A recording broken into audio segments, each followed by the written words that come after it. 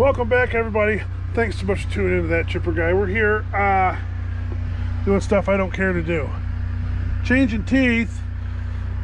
I got in it this morning and some teeth were missing. So I'm just replacing some teeth along the way. Not all of them. You can see the rusty one down there. I'll change this one. We got some teeth. We'll get her zipped in.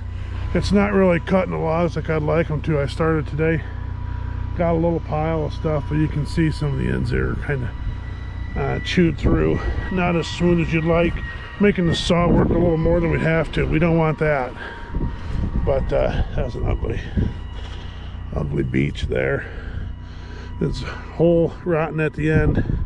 Then it come up to this split, so I just cut it and threw it in the firewood pile. And but there's a couple decent little chunks here. Some dead ash was kicking around in there, so I tried to get those out of there. Those there. Little bits of cherry in the firewood.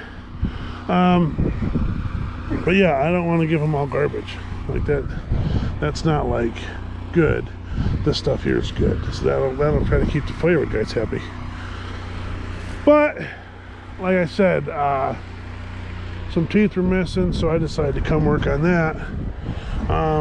We had a comment on the YouTube channel, obviously, and somebody had said MSL Logging has tire chains on the back of his skidder, and he said he didn't want to start an argument, but he said whatever, and it's not an argument. And I tried to explain the video. Every logger does something different, and that dude down there, Junior, is in some serious hills, unlike we have here. And therefore he has a reason why they're on the back, and we have a reason why they're on the front. So it's not like he's doing it wrong and we're doing it right, or we're doing it wrong and he's doing it right. Everybody's system's totally different. And I actually went and watched his video, and it didn't look like any snow or ice in his video. Mud. He's got a bunch of mud down there. I hate mud. We didn't have that muddy of a fall, come to think of it, and luckily that's a good thing. And hopefully spring's the same way. We haven't had much of a winter at all. But he is in total mud down there. So everybody has a reason why they do what they do, and that's what's so cool for all you people, is you get to see all these different aspects of it, and we all do something different, and then you're like, well, why does this guy do this, and why does that guy do that, and why does Logger Wade do that, and why does Cotton Top and everybody else do what they do, and it's because everybody's doing something different, working in a different area, producing different product on different ground with different machines. And that's what makes it fun for you all, is you get to watch it all and just kind of learn. And that's what's fun for us too, is we get to watch everybody else and kind of take away, hey, that's a smooth little trick they do.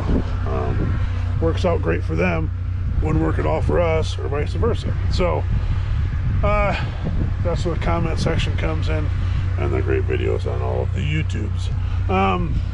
So yeah, today I just popped this one out, that teeth there. What I'm going to do is, these weren't too bad. I'm not impressed with that one. I'll take that one. I'm going to leave these and then jump sporadically around and kind of sprinkle them in there. And then tomorrow I can cut and then sprinkle some more in our this job has hard maple, beech, basswood, ash, oak, maple, soft maple, cherry. There's a little bit of aspen in here, and then there's pine, which I can see, hemlock. I know there's red pine I've seen kicked around. That's all red pine standing right there. I seen one tree down over there. It must have been right here in the landing, so they got rid of it. There's a lot of different timber. Now just a birch, a couple birch logs today, and so it's always interesting because I always talk to people and they're always like, hey John, and they're like, everyone wants to run this machine, and that's kind of the fun part. Let's see, everyone wants to always run this machine, the slasher, and we kind of always talk and say running the slasher is not the hardest thing to do. It's not that bad to operate. Obviously you got to keep your bucket, grapple away from the saw. You don't want to knock all your teeth off or break your saw, so you got to constantly watch out for this back half of the machine. The loader part's real easy. That's pretty easy to run. And once probably the easiest way to learn how to run that loader is to run that loader over there, and then there's a little bit of trick to this one. But if you can figure out that boom, which operates the same as this boom, it's just your swing's different in the two. If you can learn how to run your boom on that one, it's easier because you're just grabbing a tree and shoving it through the chipper. This one, you actually have to make sure you know what you're doing with your boom. Like I said, everyone wants to run the machine.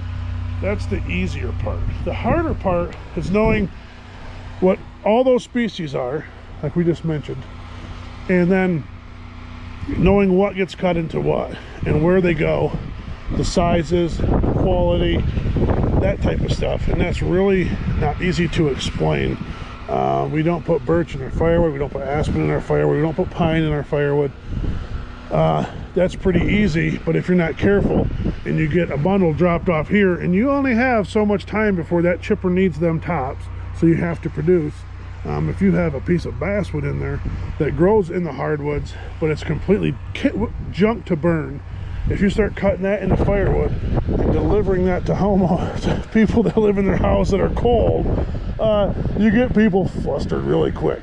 So you have to know what that tree is and then where it goes from there. So you have to know all your species, you have to know what your mills are looking for, and again, that goes to a mill, this goes to a different mill, and this goes to the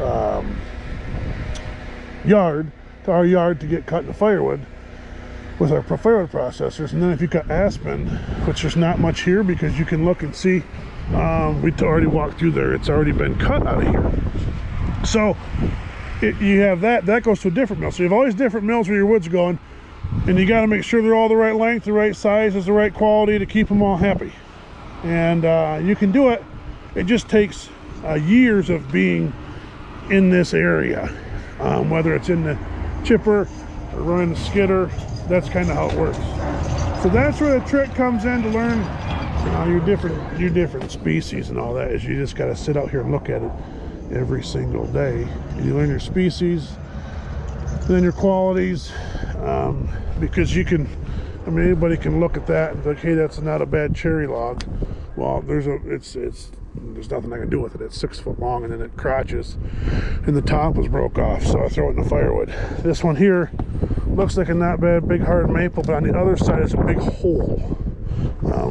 That's a little bit of one, but on the other side there's a big hole. That doesn't do any good for a log, but I cut it off thinking that I could get a log off it and then see the hole, and then you're in a pickle. That one there, that was an 8 foot log I cut off, would be good. I got to that, it's all split open junk.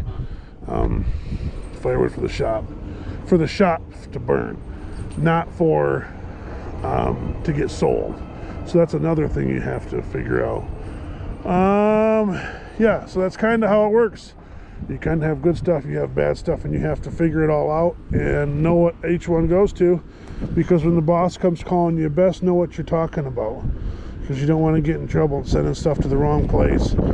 It's not the right size or right quality, because then people get flustered. So saying that, that's what I kind of like about running a slasher, is sorting it out, trying to figure it all out, the best way to cut a tree up and to process a tree. And that's what I like about it. And if you do it right, it kind of makes everybody happy.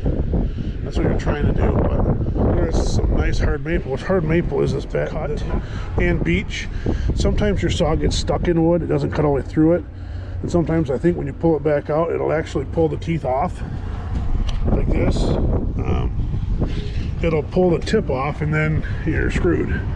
So I don't like cutting hard maple in the winter. I mean, your gravy's the aspen and the pine, especially the DeLint pine, which we did a couple weeks ago. But yeah, that's kind of what's going on out here on this job.